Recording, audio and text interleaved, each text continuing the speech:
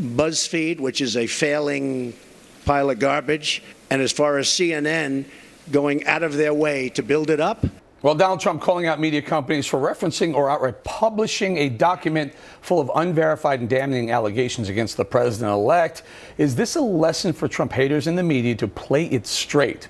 Hi, everyone. I'm Eric Bowling. Welcome to Cashin' In. Our Cashin' In crew this week, Mercedes Schlapp, Rachel Campo-Stuffy, Gina Loudon, and Juan Williams. Welcome, everybody. Now, Mercedes, I got a feeling this won't be the last time Mr. Trump has to take on someone in the media for reporting some fake news. You know, rightfully so. I think Donald Trump has been able to set the record straight and be able to take on some of these media outlets. Or let's look at BuzzFeed, which is more of a pop culture site. I mean, let's be real. Ben Smith, the editor of this site, basically sent a memo to his staff back in 2015, Eric, telling the staff that it's entirely fair to call Trump a racist. That is not what I call fair and balanced journalism in any way. They want to be what they call impactful journalists, but what they're doing is that they're harming the industry. They're definitely playing a lane, deciding that they're going to go and try to destroy the Trump presidency, which I think at the end has backfired. And not only that, Mercy, let me bring this to Gina. Gina, Ben Smith, the editor-in-chief, also sent a memo to his own employees saying, by the way, these allegations, we can't confirm them, but you know what, we're going to publish them anyway. I mean, I got to say, if there's going to be any litigation, that's going to be evidence, number one piece of evidence.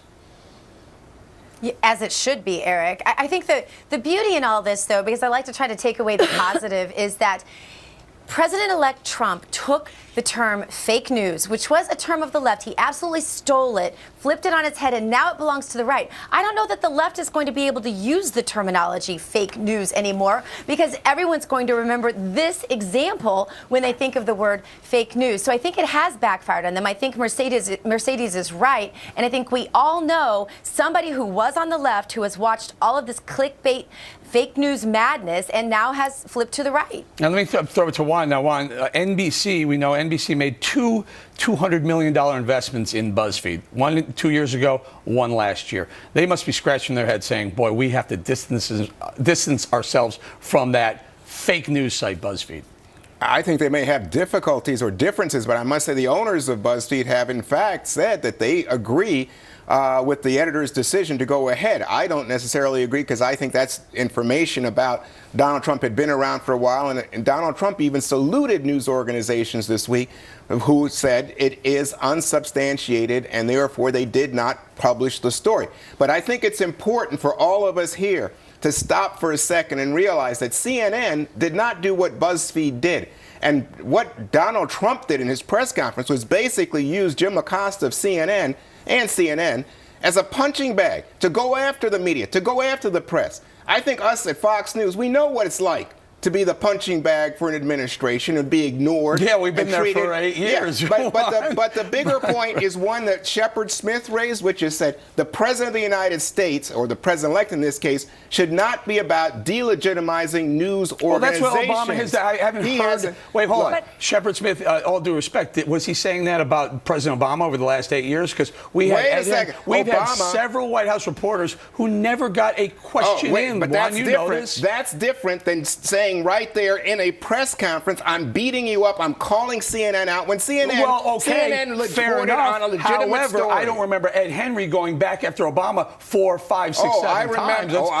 Listen, Bill O'Reilly, Brett Baer, they've all gone after Obama, but I think it was a legitimate story to say that American intelligence agencies had this dossier and that it was in a document given to President Obama and the President-elect. Unsubstantiated, Juan. But it was given to them. Juan Williams would never report that. Juan Williams himself would never report that. I certainly would report that it was given to our President-elect. No, I'm not saying that. I'm saying you wouldn't report the details of its unsubstantiated claims. I wouldn't. Of course you wouldn't, and you shouldn't. Rachel, your thoughts? I was just going to say, this flimsy story wasn't just potentially damaging for Donald Trump. It's damaging to our cultural fabric. Thanks a lot, BuzzFeed, for giving us parents another presidential sex act for us to explain to our children. I think the left wants it both ways here. They want to, they've coarsened our culture to the point where even if these allegations were true, I'm not sure this would have taken Donald Trump down. And not because I think he's a Teflon candidate. I think it's because our culture has gotten so swampy and so disgusting and Audrey, that this stuff is no longer shocking. And so the left wants it both ways. Well, they want to pollute our culture, and then they want us to clutch our pearls when we hear this kind of information come out. Rachel, I'm glad in a very poor way. I'm glad you that brought that up. Delegitimizes them and the media. All right, take a listen to this. These so-called journalists not just going after Trump, they're targeting his nominees too. Check this out. Disgusting and racist comment about the family of Jeff Sessions. An MTV writer mocks his Asian granddaughter at his confirmation hearing this week, saying he should, quote, return the Asian baby to Toys R Us where he stole her from. Staying with you, Rachel. The irony is the left calls Sessions the racist. This is absolutely outrageous. And remember, this was MTV who, just a couple weeks ago was giving us lectures on white privilege.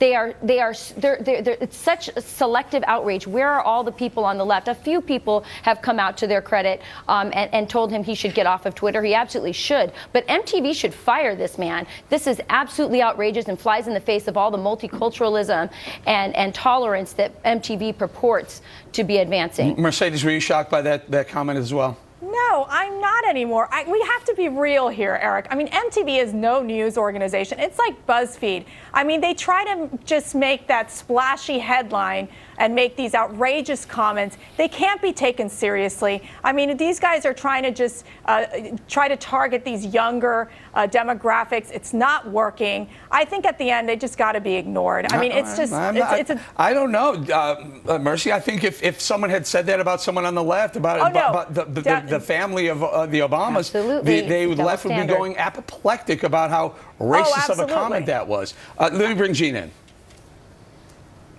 Yeah, well, Eric, this is my thing. I am shocked, but I'm not shocked that they said it. I'm shocked because I never hear anyone on the right, even in the most closed circles, ever say anything of the sort. This is the talk of the left. I've even heard this from people on the left. Sorry, Juan, not you, but others. And I can say to you that I hope they just keep rattling their mouths, because it is exposing who they actually are, and it also exposes a true gentleman like Senator Sessions. What the depth of his humility and the depth of his self-control is, and exactly why he should be confirmed.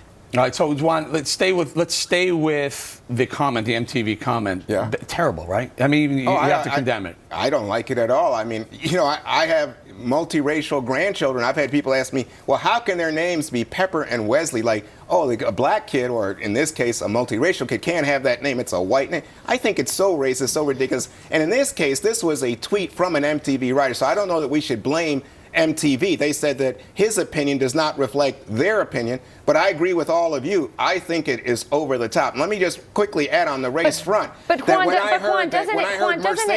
Mercedes, when I heard you say, oh, Donald Trump hasn't done anything racist, and they say, oh, Ben Smith and BuzzFeed said he could be called racist. I heard Paul Ryan, the Speaker of the House, now one of the new president-elect's best allies, say that his behavior in the past was the definition of racism. Look, Paul Ryan is not part of a news organization. I'm talking about plain, simple journalism. This is about reporting the news. Right. This is an editor of what they consider a news site, saying, you guys it's all fair game. You can call him a racist. Well, it just doesn't you fit. mean But you wouldn't report on what Paul Ryan defined? What it speaks to is the obsession. Well, guys, hold on. Go ahead, Juan. It speaks. I want Juan to react. Go ahead, Juan. Juan, it speaks to the.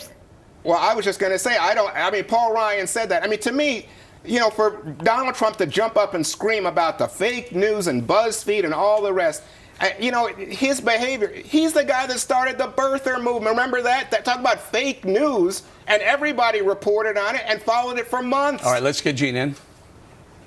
I would just say the bottom line is this.